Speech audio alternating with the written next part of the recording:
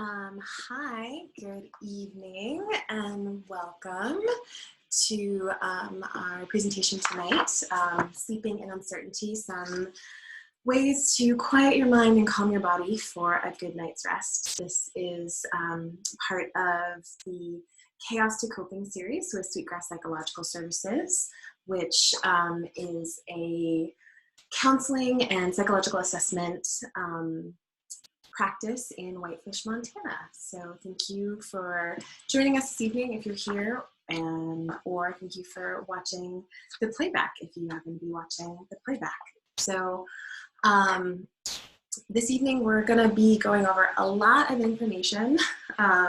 Sleep is a pretty complex topic. It's how we spend about a third of our lives. So there's not necessarily any one-size-fits-all approach. So some of the things that I'm going to be suggesting, they're just that. They're suggestions. They're ways that you can seek some support and hopefully really lean into creating some rest and relaxation for yourself so that you can really feel like you're able to access sleep and rest again and let your natural sleep patterns re-emerge, because it's so easy for our sleep patterns to get a little bit off kilter. So if you have a question, please feel free to ask it in the chat box this evening.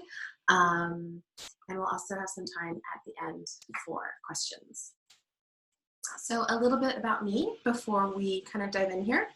My name is Erin Schweber. I'm a therapist with Sweetgrass Psychological Services, and I have both a professional interest in the topic of sleep disturbances and insomnia and a personal interest in the topic of sleep disturbances and insomnia as somebody who has experienced my own bouts of insomnia and trouble sleeping kind of throughout much of my life. I can tell you that I have tried just about everything there is out there, and what I'm going to be presenting this evening really is what I have found to be the most effective and most helpful things to support sleep and allow natural sleep to re-emerge after there's been any kind of sleep disturbance. So we will dive in. So the plan for the webinar this evening is we're just going to do a little welcome. We're going to talk a little bit about some of the theory and some of the background behind what I'll be talking about. We're going to get into the roots of sleep disturbance. We're going to explore the question, what is healthy sleep? Because I think there's a lot of assumptions about what really makes up healthy sleep that don't actually necessarily reflect what healthy sleep is.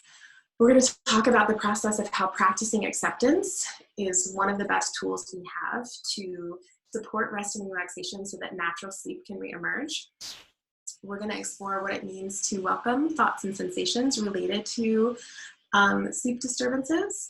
And then we're going to talk about how to build a foundation for healthy sleep. And then I've got a few community resources and things to present at the end, and we'll have some time for questions. So that is the general plan of events for this evening.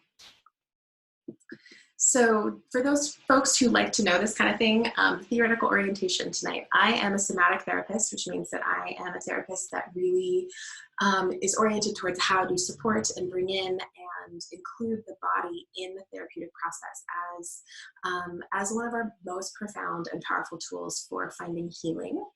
I'm also very rooted in mindfulness-based approaches, and that's a big focus as well. So that's going to be one of the things that we're going to talk a lot about this evening.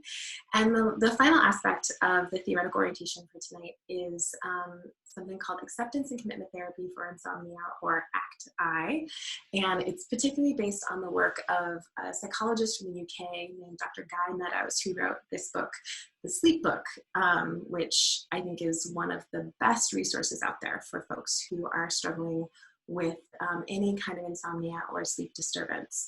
So that's a little bit about sort of the theoretical orientation for this evening.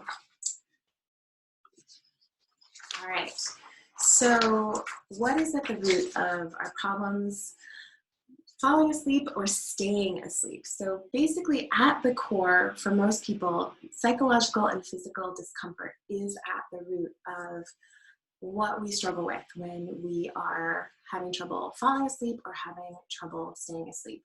The most common form of insomnia is what we call psychophysiological insomnia or primary insomnia.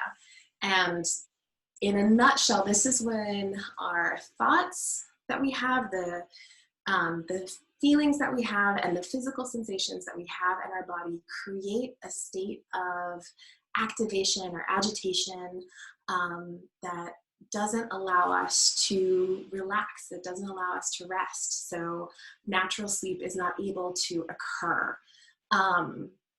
It is incredibly common. Some estimates say that 1/4 to 1/3 of folks will experience insomnia over the course of their life. So it's something that pretty much all of us at some point or another will face some trouble sleeping. Changes in our jobs, worries about health, and worries about finances are 3 of sort of the biggest triggers for sleep disturbance. And with everything that's going on right now and with the coronavirus, a lot of us are actually facing all 3 of those things at the same time. So it is totally understandable and very common at this moment for folks to be experiencing any kind of sleep disturbance or issues around insomnia right now. Particularly if you have a history of insomnia or you have a history of any kind of sleep disturbance, this time could be very activating for you. I think it's also important to mention that insomnia can also be caused by other medical and mental health conditions, at which point we call it secondary insomnia. For the most part, what you're going to hear this evening is going to be applicable no matter what kind of insomnia or what kind of sleep disturbance you might be experiencing. That said, if you think that your sleep disturbance might be related to a medical condition like sleep apnea, that is something that does need to be medically managed. And I do want to encourage you that if you feel like there might be some sleep apnea going on, or if people that live with you or sleep with you have told you that you are a loud snorer, that might be something to follow up with a medical provider, because that does require some medical management. But otherwise, everything that we're going to be going over tonight, whatever the source of your insomnia is, there will be some information that will hopefully benefit you and be something that you can use to support your insomnia. I also want to note that sometimes insomnia can also have some hormonal components. So for folks who have just experienced a pregnancy or who are currently pregnant, or also elements of the menstrual cycle for folks who menstruate. There can be periods of insomnia during the cycle, particularly during the second half of the cycle when estrogen is dropping, or postmenopausal. And again, managing all of those sort of the discomfort and the worry and the challenges that come up with insomnia, even for hormonally based insomnia, will benefit from what we're going to talk about this evening. Okay, so what is healthy sleep? I think one of the first things to know about healthy sleep is that we never have the same sleep twice. We will have a different night of sleep every single night of our lives, and everybody's sleep pattern and everybody's sleep style is a little bit different. And there's no such thing as the perfect night of sleep. There are some nights of sleep that will be more restful, and there will be some nights of sleep that are less restful. I think of sleep sometimes, it's a little bit like a fingerprint that just changes every single night. Another thing to know about sleep is that there's more than one normal. We sort of get drilled into us a lot the idea that we should all be sleeping 7 to 8 hours a night. And if we're not sleeping 7 to 8 hours a night, there is a laundry list of all of the things and all of the ways that this will impact your health and your life negatively. Which, if you're anxious about getting enough sleep and you are caught in a loop of insomnia, worrying about the fact that this might increase your risk of heart attack is not going to help you get any rest. So I think also exploring and recognizing that there's more than one normal, and that a more accurate range, like a more accurate normal range for sleep, actually is about 4 to 10 hours and really is very individual. And so you might be a person that actually does better on the 5 to 6 hours of sleep, or you might be more of a 9 to 10 hour a night sleeper. It's really important to really identify what is your normal for sleep. What is the amount of sleep that is your baseline that you need for you? And again, it's really individual and it really varies person to person. Another element of healthy sleep that I don't think we talk about enough is the expectation to wake up every single night. We go through a period of sleep cycles during the course of the night where we pass from light sleep to deep sleep to REM sleep to wakefulness. And, tonight we're not going to get into a lot of details about things like circadian rhythms and sleep stages and all those kinds of things. But what I will say about them is that we actually, as we move between the different cycles of sleep each and every night, we will experience or can expect to experience wakefulness. We will wake up over the course of the night. We can expect to wake up probably somewhere in the range of 2 to 4 times a night. It's that usually these waking moments in the night, they're so sort of brief and we're so kind of passing in between wakefulness and light sleep that we don't even remember them. And a really interesting thing about the light sleep stage of sleep is that we can actually be in the light sleep stage of sleep. Say that 3 times fast. We can be in that light stage of sleep and actually not realize that we're asleep. They've done studies where they've tracked brain waves and noticed and waited until folks were just in that sort of light sleep stage and then woken them up and asked them, how much sleep did you get? And they've said none, because it can happen without us even realizing it. So over the course of the night, we can expect to wake up, like I say, anywhere from 2 to 4 times. And again, a lot of this has to do with, we don't recognize that waking up in the night is actually healthy. And so if we're waking up every night around the same time every night, we can meet that with a sense of dread and a sense of fear of, oh, now I'm awake and I'm going to be awake for hours and I might not get back to sleep. But if we're able to meet that waking with oh, this is just a part of my normal pattern, I must have just completed a sleep cycle, it totally changes our relationship to it and allows us to come out of a space where we're being really activated and worried about the fact that we're awake into a space of recognizing that it's still healthy and normal. And the last thing that I want to say about sleep is that the secret to sleep is in many ways trying not to sleep. The minute we try to force ourselves to think a certain way or feel a certain way, we often find that we are thinking and feeling the exact opposite.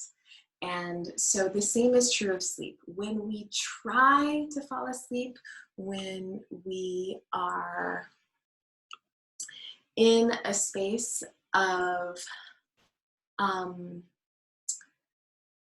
being sort of in that zone of trying to force ourselves to sleep, we will have a really hard time actually accessing sleep. So the art of sort of coping with a sleep disturbance is really, in many ways, the art of being okay, doing nothing, and giving up trying, and accepting where you're at so that rest and relaxation can come and natural sleep can emerge. I think one of the things that can happen a lot of times with sleep disturbances is it has a huge ripple effect through our lives, where we will start doing less and less in our lives. We'll start engaging less. We'll engaging with our friends less. We'll stop going out for socializing. We'll stop having that occasional glass of wine.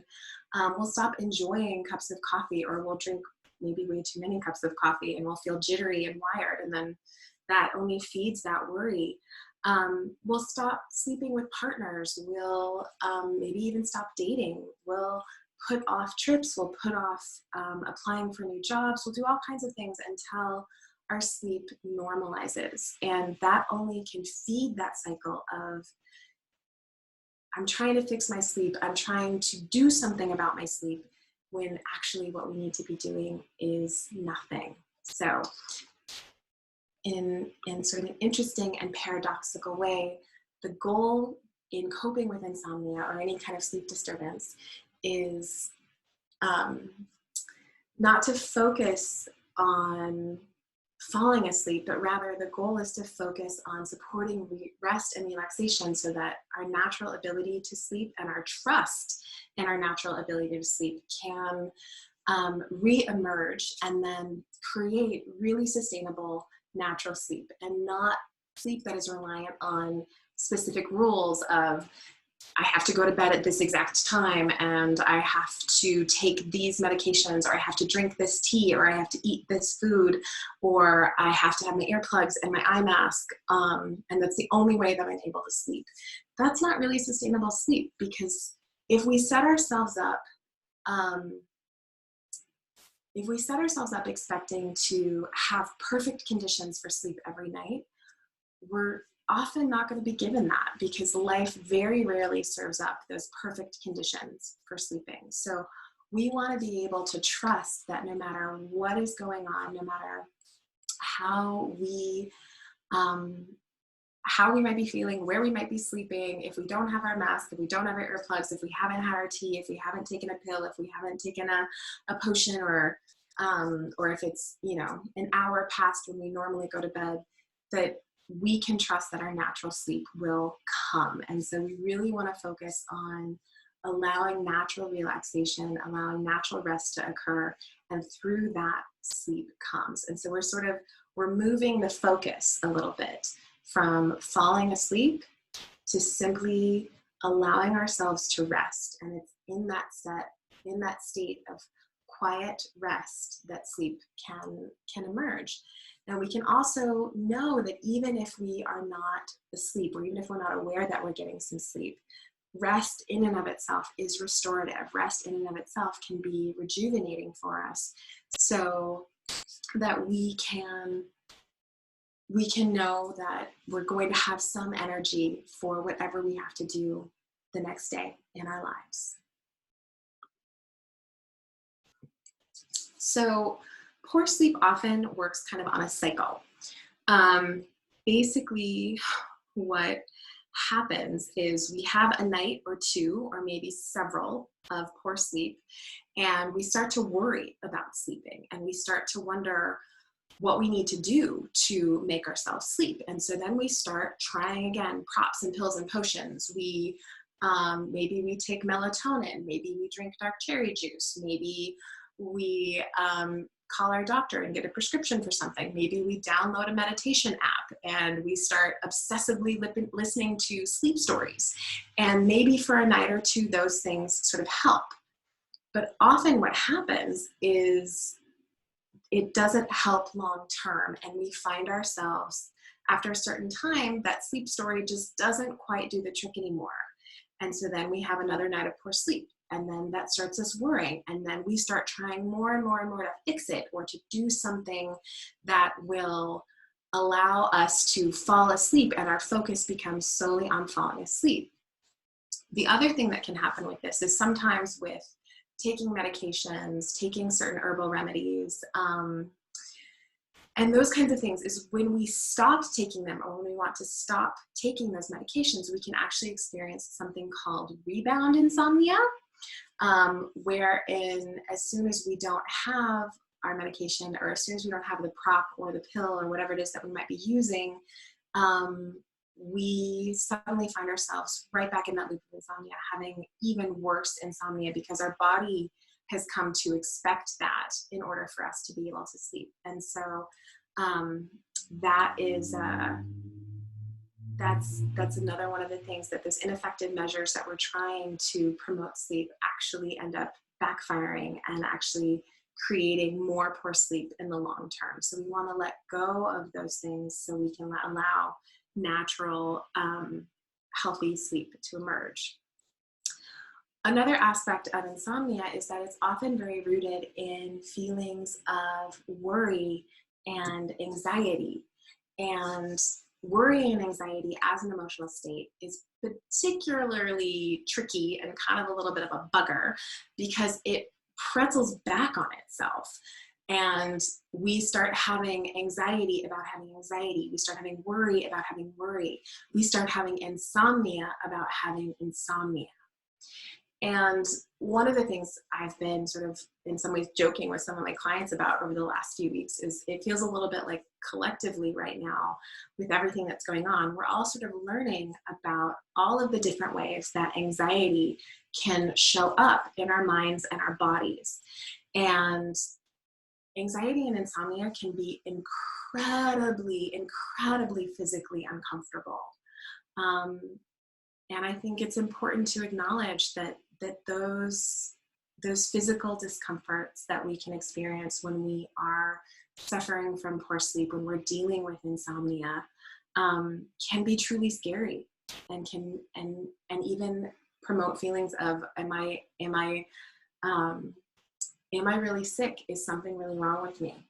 And within that, we then get stuck in those loops of just not being able to diffuse these feelings. And so I have a list here of what insomnia and anxiety can feel like. And I say this is a partial list because there's a ton of potential symptoms on this list, but there's also so many more. It is so specific and so individual to each person. And so really, really recognizing that that it can show up a myriad of different ways, and some of those ways can feel like very serious possible health conditions, which only feeds that worry, only feeds that insomnia. So understanding and normalizing that all of these experiences that you might be having actually fall within the range of normal for when you're experiencing insomnia or when you're experiencing increased anxiety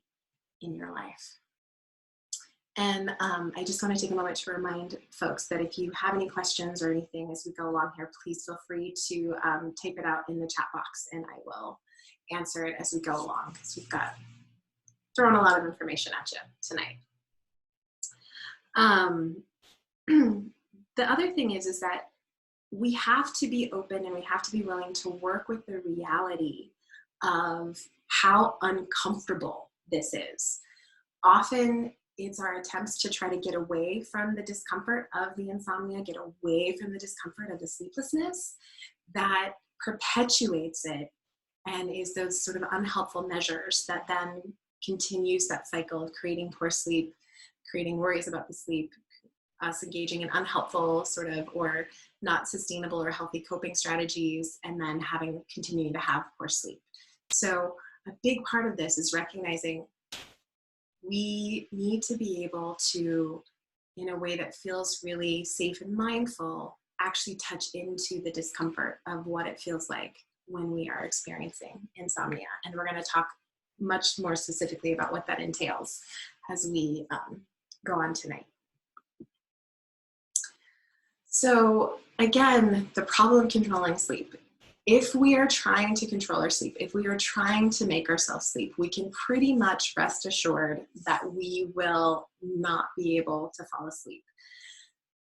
If we are able to let go of falling asleep and focus and turn our focus instead on restful relaxation, we will be able to allow natural sleep to emerge, because sleep is something that we don't actually have to control. It is a natural biologic part of our lives. We are supposed to spend about a third of our lives in the state of sleep. So we can trust in our natural ability to sleep. And in so doing, we actually create the opportunity for sleep to emerge. So let's talk a little bit about the idea of arrivals and amplifiers. So arrivals, and this comes straight from the work of Dr. Guy Meadows, arrivals are the mind-body symptoms that you experience. So that whole list that we just had a couple slides ago, everything from a slight discomfort to dizziness to chest pain to feelings of dread to spinning thoughts to heart beating fast, blood pressure going up. All of those things, those are your arrivals. Those are the things that show up every night, or that you can pretty much know are going to be showing up every night as part of your insomnia. So one of the things about arrivals in general is that they're all pretty uncomfortable, and they're all things that we probably don't want to welcome. And in that act of trying to get rid of them, trying to deny them, trying to make them go away, they often will become amplified. So amplifiers are the things that we do to try to fix the problem. So the things we do to try to avoid uncomfortable thoughts and feelings, when we do things like we lie in bed for 12 hours, but for that, over the course of that 12 hours, we only get maybe 6 hours of sleep. So the other 6 hours we're laying in bed, ruminating, stressing, worrying, and feeling all of that discomfort, but trying not to. Amplifiers are also when we make those drastic lifestyle changes, when we do things that, where we unplug or we disconnect from our lives, or we stop sleeping with our partner and we insist that everything has to be just perfect and just so in order for us to be able to sleep. These are all things that take away from our natural trust in our ability to sleep, and as a result, honestly, probably most of the time increase our experience of insomnia and amplify our discomfort in our insomnia or our sleep disturbance. So we want to work with the idea of practicing acceptance. And there can be some thoughts about the idea of acceptance. I want to stress that acceptance is actually it's a positive state of mind where we actually look at the reality of, we have sleep disturbance, we have insomnia, we have a really horrible heart-rushing, heat running up our spine sensation of panic every time we get in bed. And that's the reality. So we are going to start with, we're not going to fight that reality. We're going to accept that it's there, and we're going to choose to stop battling against it and mindfully begin learning how to dance with it, learning how to move toward it, to work with it, and eventually achieve that space where natural sleep or restful sleep can emerge. So I just want to invite you in this moment to notice if you're having any resistance.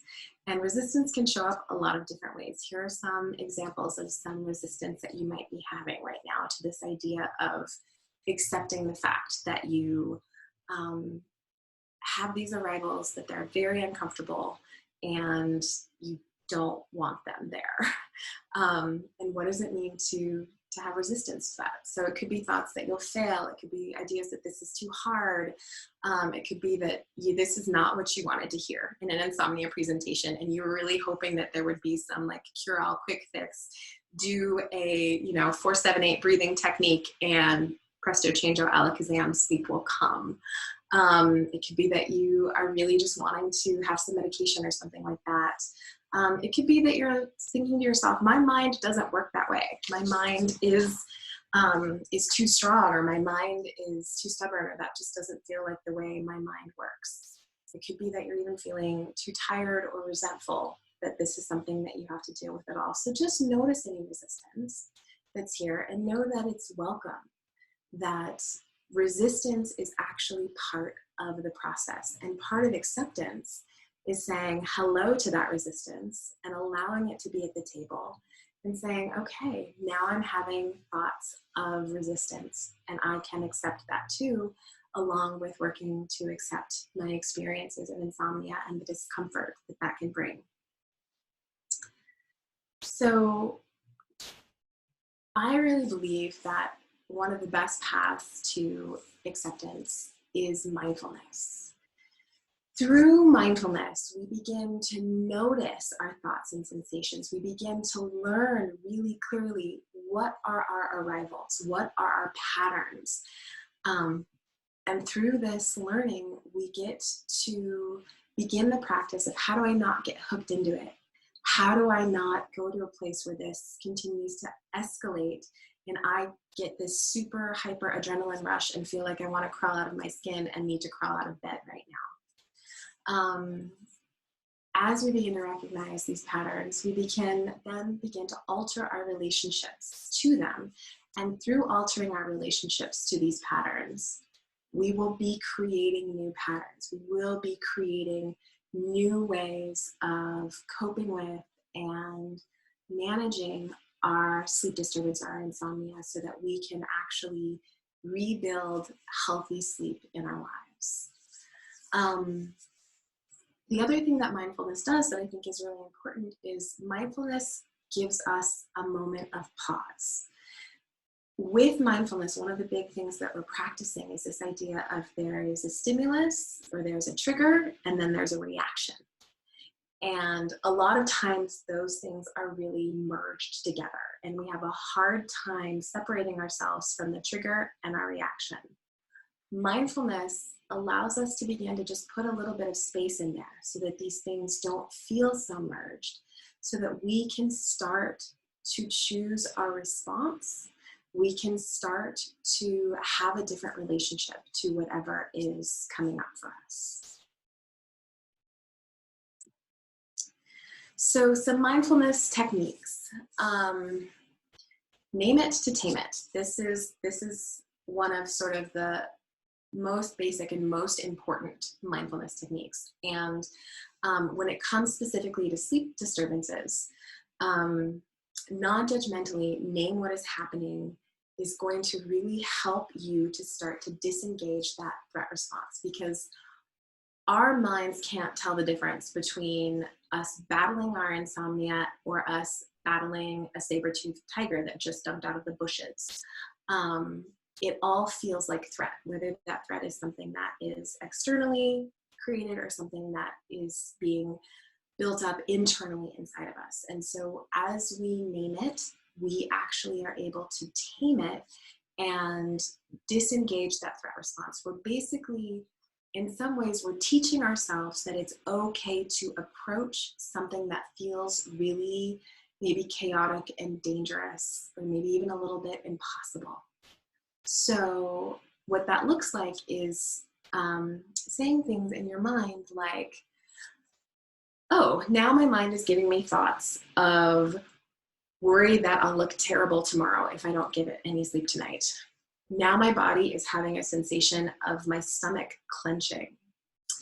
Now I notice I'm feeling worried about not getting back to sleep tonight. Now I notice that I'm feeling angry that I'm having insomnia.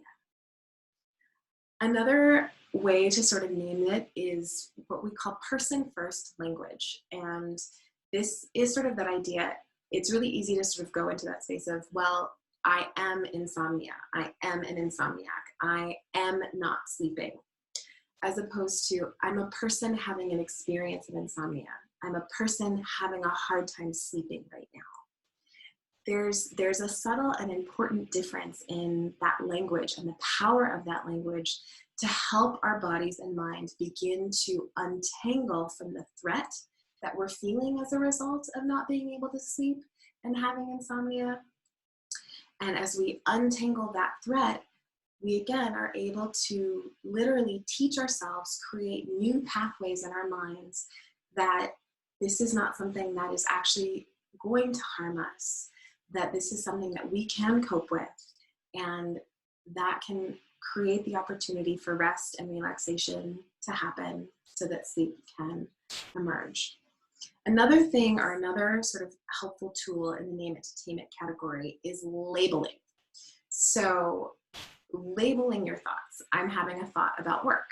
I'm having a thought about money. I'm having a thought about health. I'm having a thought about my marriage. I'm having a thought about my kids. I'm having a thought about my family. I'm having a thought about my neighbors, or whatever it is that might be bothering you at any point in time. Simply labeling it: neighbor thought, money thought, work thought, will again just start to diffuse the reaction that you might be having to that thought and showing yourself that you can have that thought without getting hooked into it or without following it down the rabbit hole of all of the judgments and all of the stories that come with it. So that is one really important tool that we use in practicing mindfulness around insomnia. Another important tool is noticing our physical body sensations. So notice and non-judgmentally naming any discomfort that we are feeling in our body, and recognizing that more than likely this discomfort is not something that is actually going to harm us. So if I'm able to notice and name, I'm feeling a tightness in my throat and it makes it hard to breathe and it makes it hard to swallow, I'm beginning that process of showing myself that I can observe what is happening in my body without feeling like I have to be scared of what's happening in my body. I can also move my attention to other parts of my body. So if I'm feeling like a really tense, tight sensation up in my neck or my throat area, which is something that can happen a lot with folks who experience sleep disturbance or insomnia or anxiety, I can pull my attention somewhere else and I can check in with my toes. How are my toes feeling? Can I feel the sensation of the sheets resting against my toes? Can I feel the sensation of where the curve of my toes and the sheets disconnect with each other and are no longer in contact? Can I notice every minute little detail of that? Can I potentially even count the threads of my sheets with just feeling into very specifically what's happening in my toes?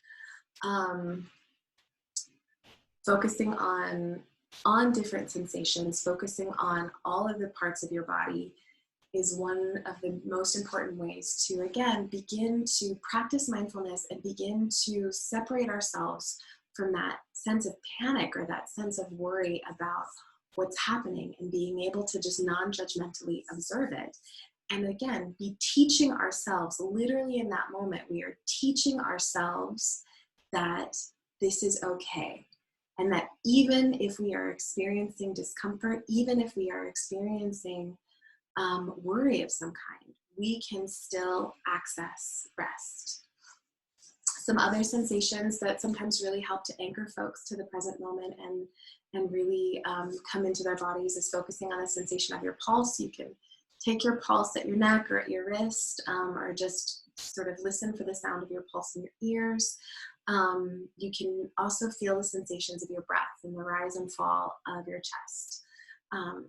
With that as well is another really great way to just be using the sensations of your body to bring yourself into the present moment and remind yourself that you can do this, and that it might be hard and that it might be uncomfortable, but you can ride this wave of discomfort and allow it to pass over you and allow your seas to calm.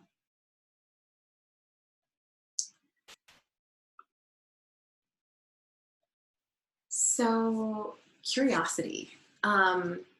Certain emotional states sort of don't play well together, and curiosity and worry are two of them. It is really hard to be curious and worried about something at the same time. So mindfulness in many ways is about kind of naturally engaging a little bit of curiosity. So engage your curiosity. What and where do you feel something in your body? Ask yourself the question, like if you're feeling a tightness in your throat. So notice I'm feeling a tightness in my throat. Now bring more attention to it. What happens if you try to feel it? Is it more on the right or the left side? Again, this is showing yourself that you can approach something that initially feels very threatening and very uncomfortable. So if you can start to be curious about it, do I feel it more on the right or left side? As I pay more attention to it, do I notice, does it have a shape? Maybe there's a color that I associate with it. Is it in the front, the middle, or the back of my neck? Is it,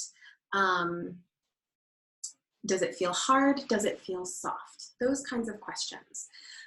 Another thing to do is explore, can you create the opposite somewhere else in your body? So if my neck is feeling sort of tight and rigid in a moment, and I'm having a hard time breathing or swallowing, what happens if I pull my attention away from that and I focus on making my left calf as relaxed and open as possible. And what would it mean to have the most relaxed left calf in the whole world?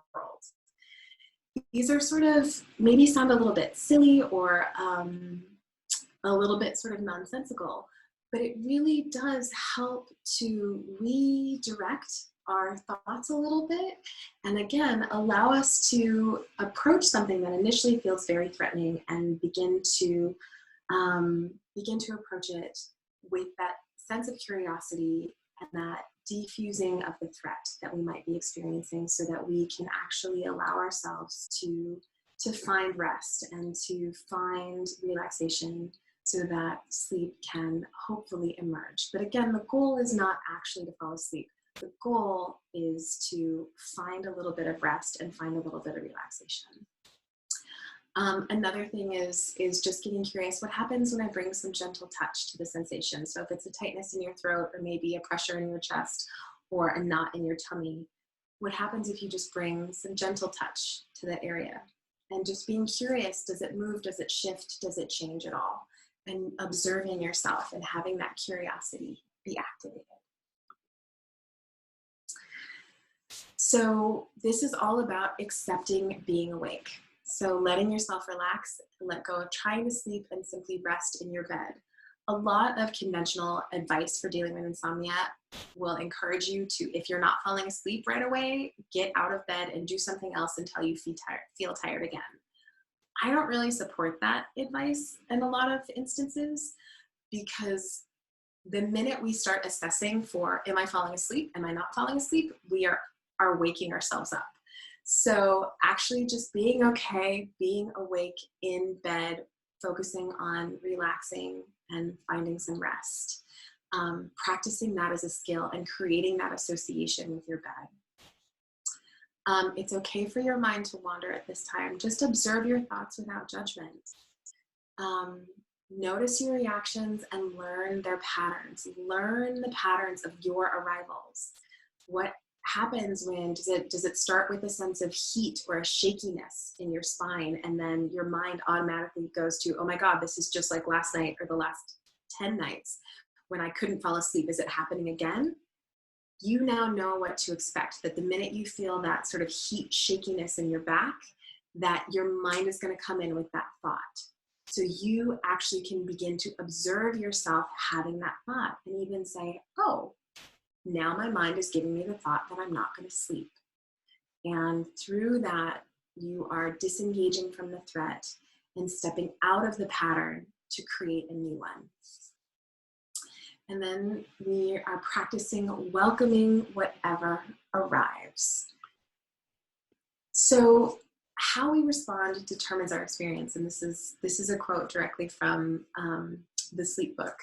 And I really appreciate it, because I think it really boils it down, sort of what we're talking about in a lot of ways. So your mind can't differentiate between you fighting a lion and you fighting your insomnia, or your worry, or your anxiety. And so when your mind regards such arrivals as the enemy and struggles to get rid of them, you go into fight or flight mode, which wakes you up more and sends in yet more arrivals. Worse still, you run the risk of such arrivals being associated with the act of going to sleep.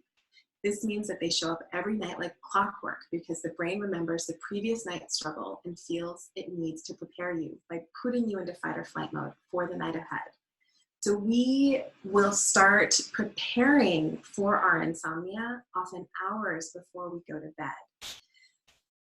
So to break out of that pattern, we need to be able to welcome what is coming and, in a sense, make friends with our nighttime monsters. Make friends with those arrivals that are showing up every night, that are bringing with them all of that physical and psychological discomfort that we might be feeling.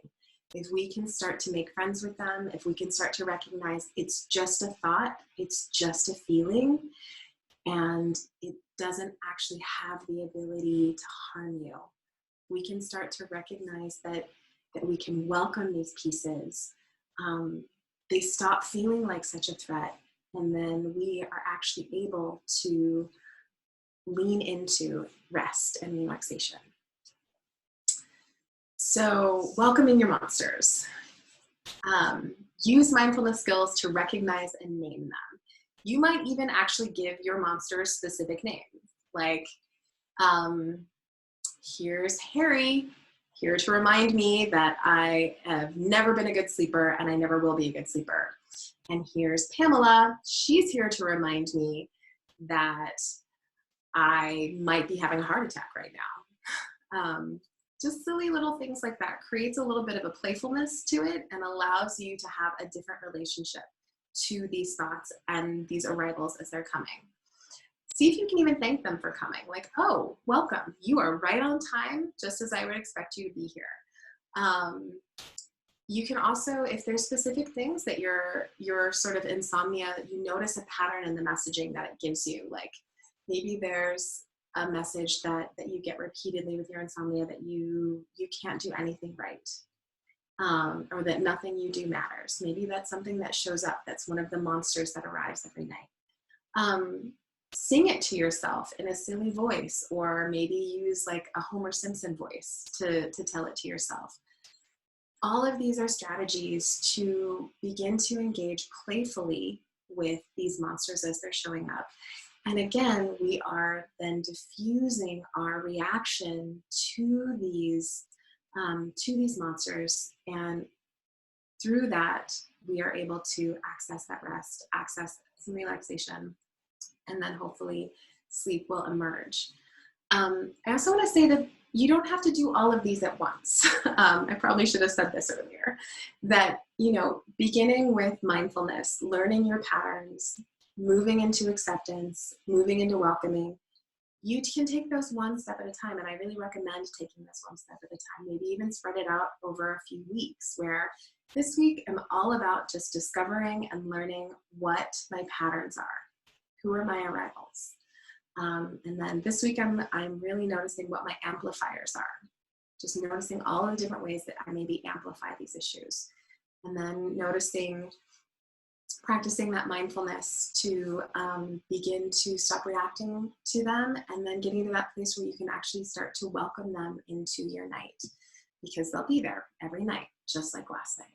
And then you can kind of shrug a little bit and scoot over in bed and make some room for them, which is a very different relationship to that sense of threat than what you were experiencing before.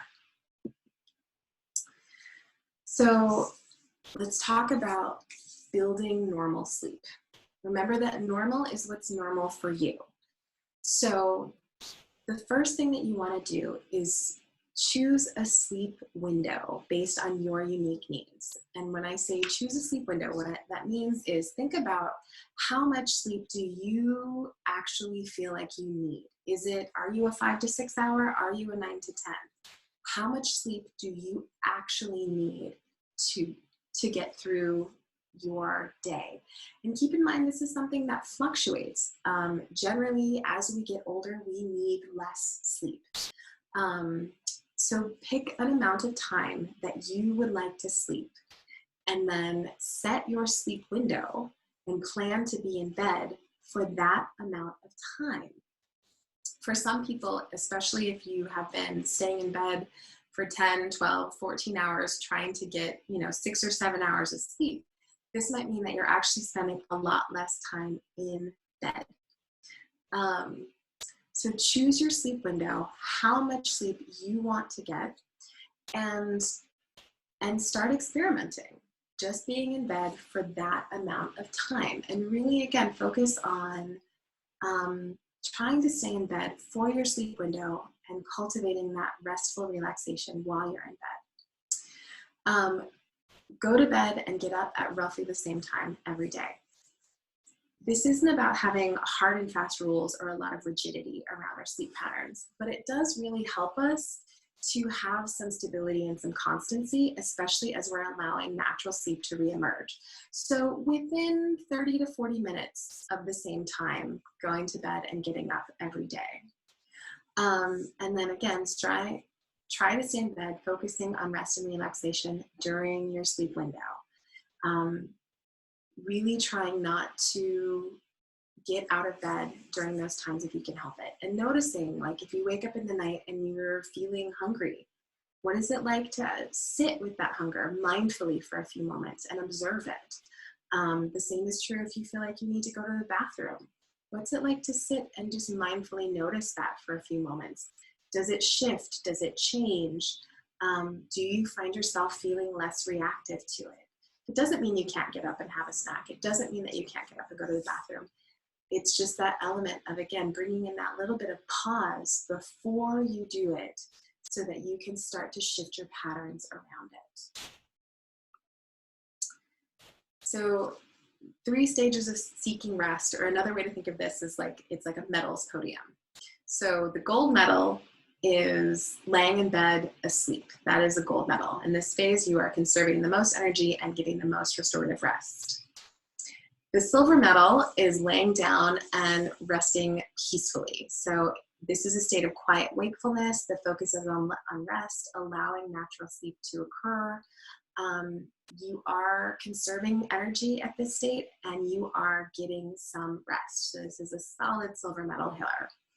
Bronze medal, laying in bed, feeling agitated, and fighting your arrivals. So in this stage, we really want to focus on, if you're at the bronze medal stage, focus on practicing helpful coping strategies, not implementing rules and restrictions, using props or medication, but really kind of using the skills of mindfulness, acceptance, and welcoming to get off the battlefield and into a state of hopefully being able to lay down and rest.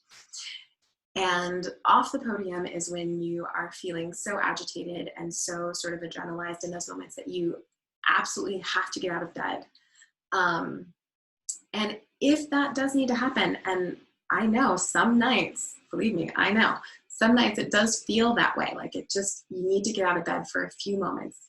Do it, get out of bed for a few moments, have a drink of water, maybe stretch or move around a little bit. But then as soon as you feel able again, get back in bed. Don't watch the clock. Don't be saying to yourself, if I don't fall asleep in 20 minutes, I'm going to have to get up out of bed again. Just let yourself get back in bed and begin practicing again, being mindful, being aware, welcoming the arrivals, so that you can hopefully get to that place where you're actually able to rest peacefully. I really want to stress this is a practice. This is a process. It doesn't happen, pardon the pun, overnight. It's something that becomes part of your routine. And if you find that sleep disturbances get better for a little while and that they come back, that doesn't mean that it failed. It just means that it's time to practice again. So there can be a lot of emphasis in the sleep world on sleep hygiene and building a healthy sleep routine. And I agree it's really important. And at the same time, we don't want it to be really rigid. We don't want it to be something that, that you feel like you have to follow all of these rules or you won't get sleep. So generally, yes, you want to plan on getting in bed at roughly the same time each night. You want to limit using props, pills, potions, anything like that to help you sleep, and instead focus on rest to rebuild trust in natural sleep. It is a good idea to limit your exposure to blue lights. Blue lights is the light that comes off of screens. It does interfere with our natural sort of sleep cycles or circadian rhythm by basically telling our body that it's still daylight rather than it's nighttime and it's time to begin switching into the rest mode. So stop using electronics and doing stimulating activities 30 to 60 minutes before bed. You can also get things called blue light filters. You can activate them on your phone. There's a program called Flux that you can download for your computer that you can set sleep and wake times where it will start filtering out the blue light on your computer at a set time in the evening.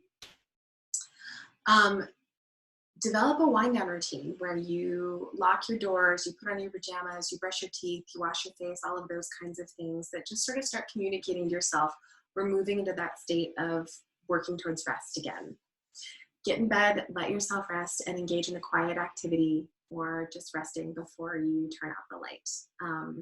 Again, I don't think we need to be restricted in our time in bed in terms of only being in bed if we're sleeping, which is one of the major sort of pieces of advice often given to folks who are having trouble sleeping. I think more important is that we begin to create an association with bed, that this is a place where we get to calmly rest. And when we're able to rest and relax, natural sleep can emerge. So then the flip side of that is also just noticing and building a healthy daytime routine. So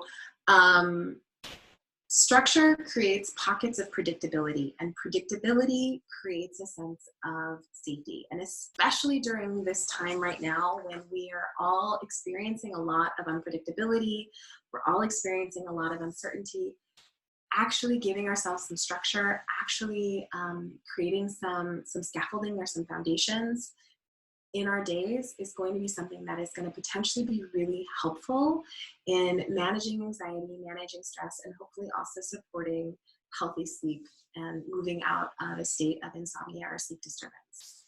So getting out of bed at roughly the same time every day. Again, it doesn't have to be super rigid. It can be, 30 to 40 minutes kind of within the same sort of time frame that you are getting out of bed. Eat a balanced diet and keep your blood sugar stable. So blood sugar is a little bit like a great pretender when it comes to anxiety. It is really hard sometimes to tell the difference between experiencing anxiety and experiencing a drop in your blood sugar. So keeping your blood sugar stable throughout the day is also going to really help you to sleep well at night, because it's a really important way that we can manage anxiety. Moderate regular exercise. Please don't try to exhaust yourself. One of the things that people can do when they are experiencing sleep disturbance is go straight into a place where they are like, well, I am just going to work out, and I'm gonna exhaust myself, and then I'll get some sleep. This can backfire in some really uncomfortable ways, where you are laying in bed, tired and sore, but still adrenalized because you're still in the loop of anxiety from the insomnia. So some moderate exercise. Please don't try to exhaust yourself. Also, as a side note, and I know we're almost at time. This is the last little bits of information. The thing that really exercise does that helps us sleep at night is not actually tire us out, though it does help us to burn off any extra energy we might be having, or just sort of manage our energy levels throughout the day. The big thing that actually helps us sleep at night is exercise alters our body temperature. So with that alteration in body temperature, that slight elevation in body temperature that we get with exercise, that is what actually helps to support our sleep cycle through the day. So you can achieve that also with a hot bath or a hot shower. Try not to do that like right before bed though, because that can actually wake you up. Initially, it wakes you up more before it allows you to sleep. So try doing that 3 to 4 hours before you're going to plan to go to bed. If you need to take a nap, you can take a nap. If you are really having trouble sleeping, please take a nap. Especially if you need to drive or do anything like that. Just try not to take a long nap. So try to take a nap, try to keep it to 10 to 20 minutes, 30 minutes tops, and try to nap before 3 p.m. in the afternoon so that you have the least sort of impact on your sleep later that night. Caffeine, try to limit 1 to 2 cups per day, and try to wrap that up by about 2 p.m. or so that your body has a chance to metabolize the caffeine before you're going to be trying to sleep. And then alcohol. Alcohol can make you feel more relaxed in the short term, but can disrupt sleep in the long term. So really limiting your alcohol to 1 glass or so, and try to have that 2 to 3 hours before bed so that your body has a chance to metabolize it before you go to sleep. All right, so Insomnia Resources. If this was interesting to you, if you would like to know more about this, please check out the Sleep Book, or you can also check out sleepschool.org. There is an app called the Sleep School, which is I think incredibly helpful and goes into much more depth of all of the things that I've talked about this evening. You can download it on your phone, and A lot of it, there are certain aspects of it that are available for free. So certain, some of the meditations, some of the lessons and things like that are available for free. And then it's about $6.50 a month to subscribe to it if you would like to have full access. And you would probably not need to have it for more than a month, honestly. So if you're wanting to know more, I would really recommend checking out the sleep book, checking out sleepschool.org, or downloading the app on your phone. Just a quick reminder, Sweetgrass is really trying to be here for our community during this time. We're really trying to make mental health support accessible for folks during this time. So just a little bit of information about some of the things that we are offering for folks: 30-minute sessions, 60-minute sessions at reduced cost, so that anybody who feels like they're wanting extra support can get it. And especially if you're having issues with sleeping and you want a little more support around it, please reach out. And we'd be happy to make some time for you to support you more with this. Some community resources. These are specific to Northwest Montana, where I'm at recording this, but I just really want to make sure these are some hard, scary times for folks. So please know that if you are dealing with food insecurity, worries about housing, worries about work, there are places that you can go for extra support. Montana 211 is a general resources and referral line that's got a lot of information, especially specific to COVID-19 and what's going on. You can access that at montana211.org. In some places in Montana, you can also just dial 211, and many other states also have a 211 line where you can just call and get access to information referrals. Food support, if you're having issues with getting enough food, you can access the Montana Food Bank. And we also know that a lot of folks are dealing with family violence right now. And if that is you, or if you're worried about somebody who might be dealing with family violence, please reach out to the Abbey Shelter. They've got their violence-free crisis line. The number is right there on the screen. You can also check out their website. And there's also the Rape, Abuse, and Incest National Network, which is a national hotline that if you are experiencing, or if somebody you know is experiencing abuse in the home, especially during this time, please call and reach out for some support.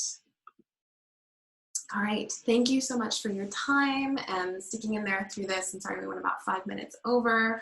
I'll just do a quick check and see, where is it? If there's any questions. If you have any questions, please feel free to type them in.